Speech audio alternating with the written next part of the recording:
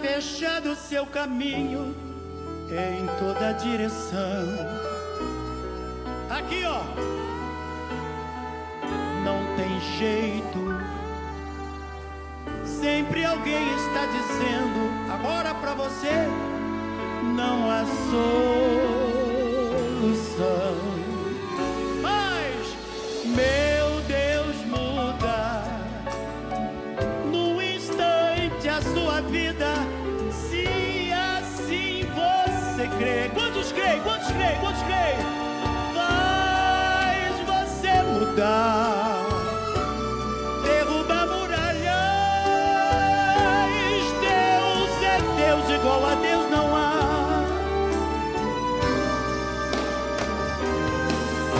Muda a sua, muda a minha, muda a nossa. Com esse Deus tremendo, não há quem possa. Se hoje Deus tomar lugar em sua vida, verá que existe solução. Deus é Deus e vai mudar tua situação.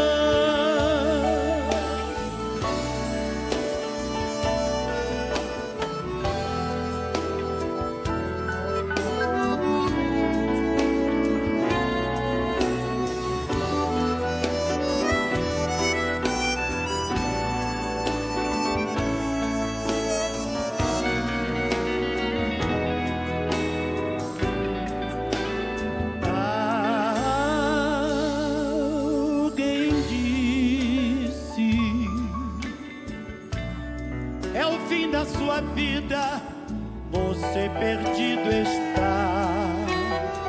Não, não aceites. Diga agora: estou liberto. Deus vai me ajudar. Esse medo, esse medo, esse medo, esse medo, esse medo, esse medo que aos poucos vai tomando o teu coração. Mande-o sair. Sabe por quê? Deus hoje ainda vai mudar a tua situação.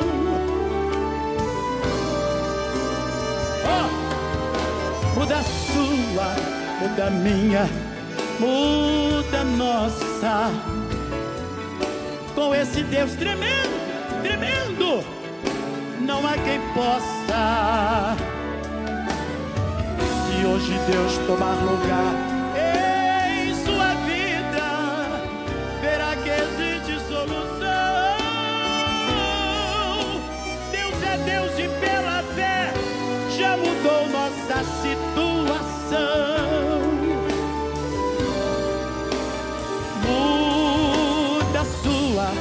Muda, muda, muda a minha, muda a nossa. E eu digo aleluia, aleluia. Com esse Deus tremendo, não há quem possa. Se hoje Deus tomar lugar em sua vida, verá que existe solução. Deus é Deus e já mudou nossa situação. Quantos creem? Quantos creem que Ele já mudou? Deus é Deus e já mudou nossa situação.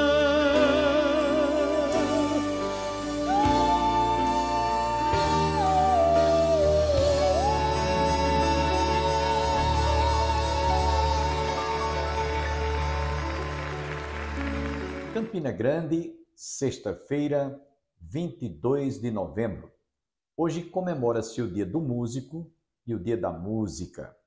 E a música é uma das mais belas artes que Deus, o Criador, levou o homem a descobrir e, através de 7 notinhas, interpretar tantas e belíssimas músicas e canções interpretadas por madrigais, conjuntos corais, E, enfim, nós desfrutamos desta belíssima arte em todos os momentos da nossa vida.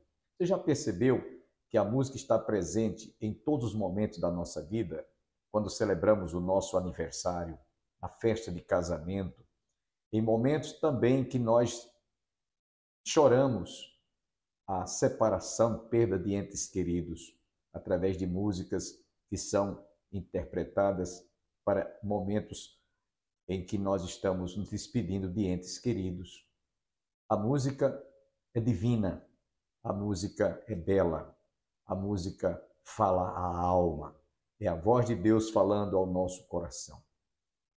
Portanto, continue conosco, porque logo mais estaremos ouvindo o pastor Antônio Júnior trazendo a primeira parte de uma mensagem muito importante, e você também terá a oportunidade de ouvir o conjunto coral Sarah Calley, que no último sábado e domingo esteve celebrando o 44º aniversário.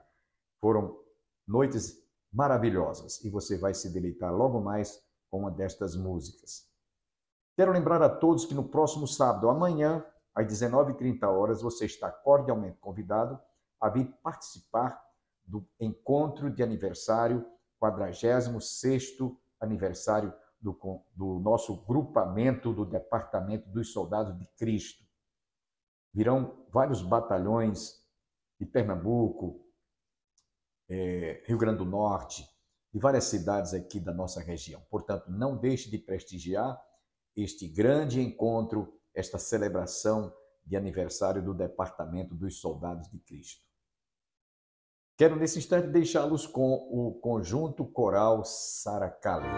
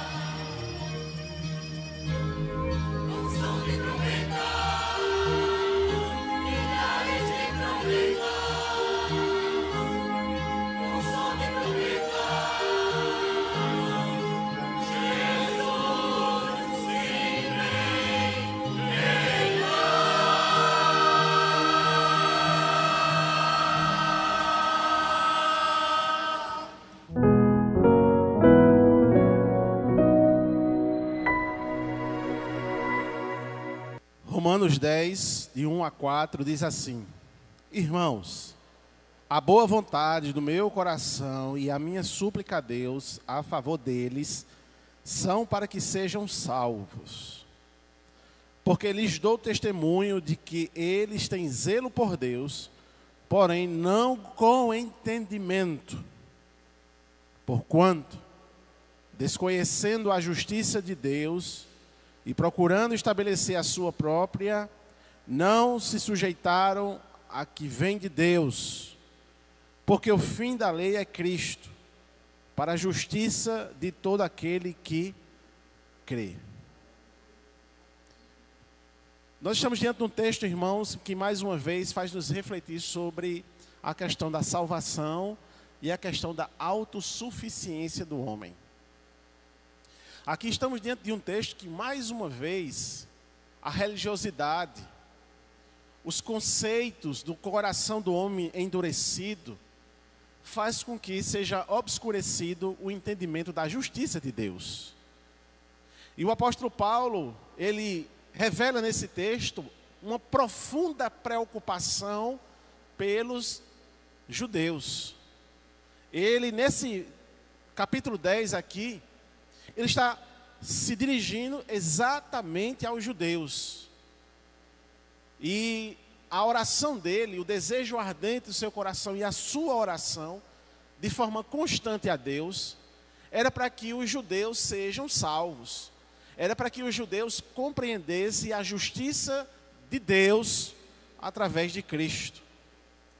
O problema, no entanto, é que apesar desse zelo religioso que os judeus tinham, eles eram mal direcionados, porque lhes faltava justamente esse conhecimento correto acerca da justiça de Deus. Então, o que nós percebemos aqui, irmãos, é que o zelo sem entendimento, ele nos traz transtornos e até mesmo desvio das nossas condutas. Eu me lembro, uma vez, eu conheci a Cristo com 7 anos de idade, na segunda igreja, ainda era o pastor Gerson Barbosa na época. Depois, na juventude, eu saí, depois da juventude eu voltei para a igreja, aí já era o pastor Jadiel. Mas nós tínhamos um presbítero lá, ele ainda é vivo, chamado Zé da Silva. Aí, a primeira vez que eu fui pregar, eu fui chamado para pregar no domingo à noite, aí Zé da Silva chegou para mim e disse assim, olha, venha de terno e gravata, viu, completo. Eu disse, por quê? Não, porque só prega se tiver de terno e gravata. Aí eu peguei isso como algo que, né? Então, uma vez eu chamei Walter Vandis para pregar para o jovem, ele chegou de tênis, calça jeans e camiseta. Eu digo, meu Deus, perdi o sermão, porque ele era para vir de terno, né? Mas o que era isso, irmãos? É o zelo que a gente tem, não é? Só que a gente tem que ter cuidado com o zelo, porque se esse zelo for muito exagerado, vai fazer igual aconteceu comigo. Eu perdi o sermão, porque o pastor Walter Vandis, que hoje é vice-presidente da denominação, estava de camiseta, calça jeans e tênis para pregar no culto da juvenil. Eu era presidente da mocidade na época. Mas, entende, irmãos? A questão do zelo, o zelo ele é bom, ele é saudável, mas quando ele é exagerado demais, como uma regra, porque para mim pregar era de terno, é regra, não pode fugir disso. Isso foi estabelecido. Só que quando você diz assim, peraí, mas a Bíblia diz alguma coisa, vamos olhar a história da igreja, aí a gente começa a encontrar um monte de dificuldade. Primeiro, o terno, ele foi inventado pelos ingleses agora há pouco. Ou seja, antes não havia terno. Outra, a igreja puritana, ou a igreja ali na Reforma, eles usavam estola. Na igreja luterana, ainda usava as indumentárias de padre. Aí dá uma confusão na cabeça da gente, né? Então, de fato, o zelo ali não era uma regra bíblica. O zelo ali era para que o ministro que fosse ministrar, ele não fosse com roupas que chamassem atenção. E na ideia que o presbítero Zé da Silva passa, era que o terno seria a roupa mais adequada para que não chamasse atenção para o pregador, mas que ele tivesse composto ao pregar. Entenderam, irmãos? Só que aqui, o zelo dos judeus era algo que poderia até mesmo trazer para ele uma questão eterna. Porque na cabeça do judeu, a salvação, a justiça de Deus se dava por cumprir cabalmente toda a lei que Deus tinha dado para eles, como povo eleito na antiga dispensação ou na antiga aliança. Então Paulo se preocupa porque essa justiça de Deus havia se revelado em Cristo Jesus e muitos dos seus irmãos compatriotas não havia percebido. E por isso que ele diz aqui: irmãos, a boa vontade do meu coração e a minha súplica a Deus a favor deles são para que eles sejam salvos. Então Paulo está dizendo assim: gente, se você for zeloso a uma lei, a uma determinação, sem que isso seja a justiça de Deus, vocês não estão salvos. E aí me faz compreender e estabelecer, ou seja, aquilo que de fato é a justiça de Deus e aquilo que de fato é apenas um costume, uma tradição, e que isso vai ou não perder a nossa salvação, fazer com que a gente perca a salvação. Os judeus, eles tentando estabelecer a sua própria justiça, eles recusaram-se a submeter à justiça oferecida por Deus em Cristo. E isso revela então um padrão comum, não só entre os israelitas, mas em qualquer pessoa que tenta, por méritos próprios, ganhar o favor de Deus. Os projetistas estavam reunidos agora, e não tem como a gente não lembrar dos projetos missionários, quando a gente faz, por exemplo, no interior do Brasil. Então, a gente foi uma vez para um buzeiro aqui perto, e eu fui fazer a Operação Campo com o pessoal. E na Operação Campo, a gente sai dentro do sítio, procurando uma casa, e aí a gente visita a casa. Aí eu me lembro que a gente entrou numa casa, e a gente começou a conversar, o casal pedia para a gente entrar, sentar e começar a conversar. E o que sempre aparece dessas visitas, nessas condições, é de um casal que tem uma tradição dos seus pais e dos seus avós, e de que essa tradição dos seus pais e dos seus avós não podem ser abandonados, porque eles devem uma honra aos seus pais e a seus avós. E isso é uma característica que salta nesse texto aqui. Os judeus, ele tinha esse zelo pela toda uma trajetória histórica, tradicional, em que para esses judeus aqui, que não tinham enxergado que a justiça de Deus era em Cristo, ou seja, eles não estavam de forma nenhuma desonrando os seus pais, eles ainda se apegavam àquilo que os seus pais e os seus antepassados estavam dizendo. No catolicismo a gente vê a mesma coisa. E só o poder da palavra através do Espírito Santo é que quebra essa barreira, para que ele entenda que o Cristo ao qual eles estão venerando, através dos santos, de Maria, de José, é um Cristo errôneo, errado, e que eles deveriam então olhar para as Escrituras e voltar para a justiça de Deus, que se baseia numa justiça unicamente de Cristo, para salvar a vida de qualquer um arrependido pecador. Paulo deixa claro então que Cristo era o fim da lei, não no sentido de abolição, mas no sentido de cumprimento. Ou seja, se ninguém poderia cumprir a lei, Cristo cumpriu em nosso lugar. Então tudo que a lei apontava se concretiza em Cristo. Ele é o único caminho para a verdadeira justiça, e qualquer tentativa de alcançar essa justificação por outros meios está fadado ao fracasso. Essa é a realidade em que o apóstolo Paulo queria então que os seus compatriotas compreendessem. Essa é a realidade muitas vezes ao qual nós vamos evangelizar. Esses religiosos tradicionais, nós vamos encontrar essa barreira e impactar então ele com um discurso diferente.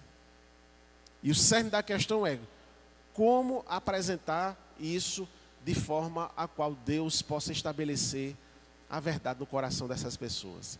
Então, essa passagem, ela nos chama a atenção, a reflexão sobre nossa própria relação com Deus e a nossa busca por justiça. Será que, por vezes, não caímos no mesmo erro dos judeus? Será que nós não estamos tentando ganhar o favor de Deus por meio das nossas próprias obras, de nosso desempenho ou de nossa religiosidade? Embora nós podemos balançar nossa cabeça e dizemos, não aceitamos a justiça de Cristo estabelecida na sua palavra, conforme nós estamos lendo aqui, mas muitas vezes o nosso comportamento denuncia outra coisa.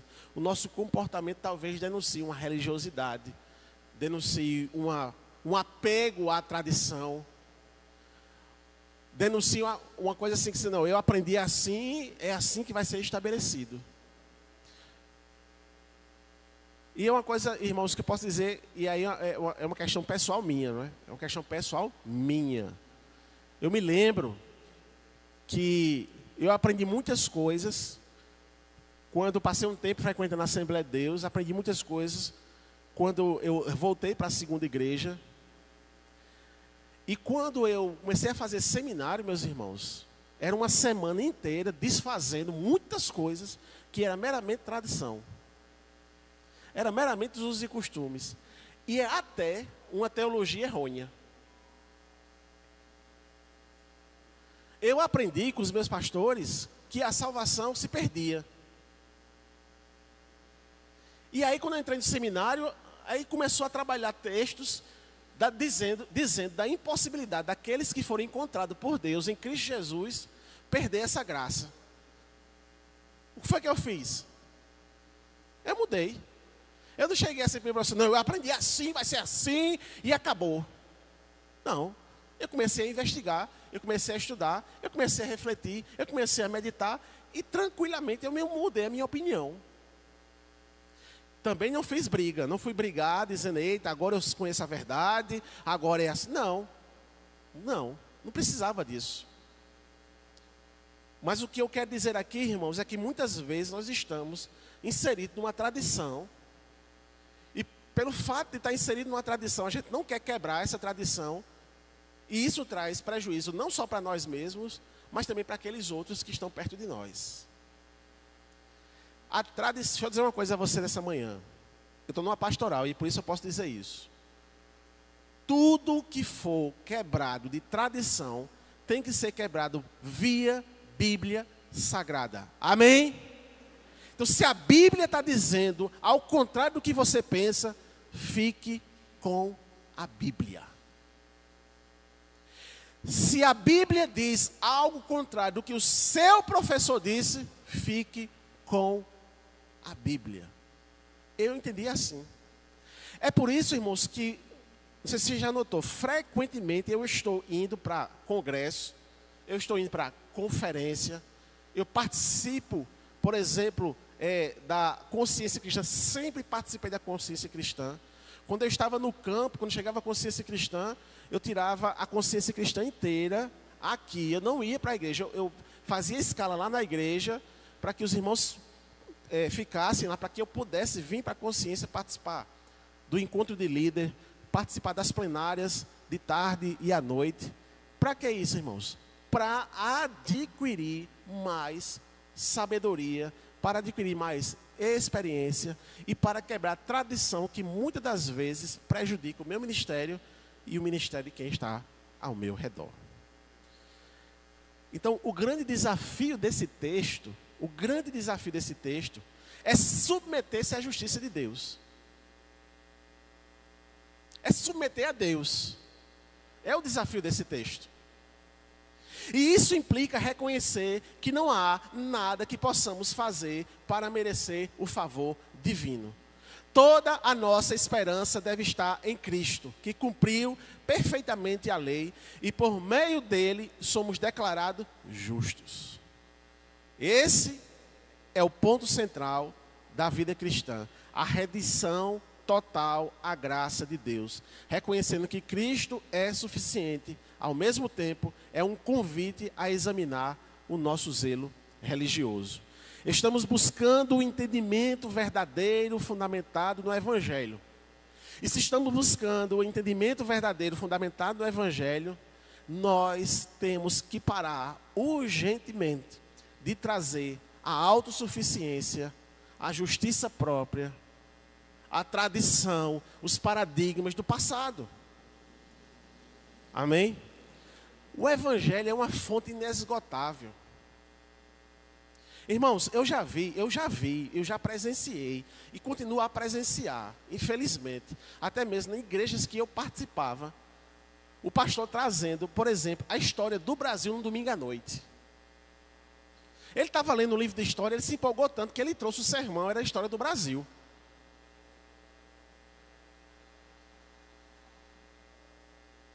Eu já vi o pastor trazendo 12 semanas para mudar uma vida, baseado no livro de Augusto Cury, no sermão à noite. Está vendo o perigo que a gente corre, irmãos? Um pastor. A gente corre o perigo de trazer algo que não é bíblico, porque a gente pensa que não se fundamentar no Evangelho, a gente está indo bem e trazendo a nossa própria justiça. Nas entrelinhas, sabe o que estava acontecendo na cabeça dele? Rapaz, o Evangelho se esgotou, não tem mais o que trazer. O que é que eu vou pregar? Deixa eu trazer uma novidade para a igreja se empolgar, para a igreja ir para frente de novo. Vez por outra, eu escuto, eu vejo pastores psicólogos trazendo teorias de Freud para o púlpito. Ensino secular. Sabe o que é o ensino secular? Ensino secular na igreja é igual à morte. Ensino secular na igreja, no púlpito, é igual à morte. A morte espiritual. Porque o secularismo não tem absolutamente nada para ensinar as coisas espirituais de Deus. Portanto, eu queria nesta manhã, mais uma vez, que você desejasse a salvação, que você desejasse fundamento bíblico, que você desejasse um fundamento no Evangelho, para que você não tente trazer a sua própria justiça, a sua autossuficiência e desviar o seu coração do Evangelho. E assim como Paulo, ele orava fervorosamente pela salvação de Israel, devemos orar por aqueles que ainda não conhecem a justiça de Deus em Cristo. E que o nosso zelo seja acompanhado de entendimento. E que a cada dia possamos nos submeter à justiça divina, confiando plenamente na obra completa de Jesus Cristo. Amém? Agradeço a você, internauta, telespectador da TV Master, TV a cabo, canal 20, que esteve conosco. Mas você está convidado a ouvir a continuidade desta mensagem na próxima segunda-feira, se Deus assim nos permitir. Mas, nesses instantes finais do nosso programa, eu quero lembrar a todos o nosso culto de aniversário, 46º aniversário do Departamento dos Soldados de Cristo, desde a sua fundação. Será realizado e celebrado em nossa igreja, neste próximo sábado, às 19h30. Venha participar conosco. Traga o seu filho, traga a sua filha. Quem sabe eles serão despertados e motivados a vir fazer parte do nosso batalhão. 2º Batalhão do Departamento dos Soldados de Cristo. Deus abençoe a você e toda a sua família. Neste domingo, vá à igreja mais próxima da sua casa. Faça-nos também uma visita à Igreja do Calvário, no bairro de José Pinheiro, no início do giradouro da Avenida Brasília. Desejo a todos um bom dia, um bom final de semana e até a próxima segunda-feira, se Deus quiser.